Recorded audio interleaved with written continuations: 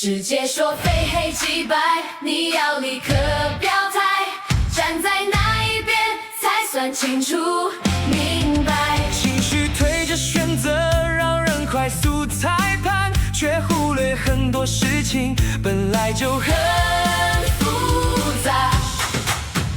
如果事情不止一面，如果答案不止两端，也许真正的成熟是多看一点。选择不走极端，不是摇摆不定，是看清楚之后再决定。不压抑，也不放纵，不逃避，也不冲动，在两边之间找到平衡的中心。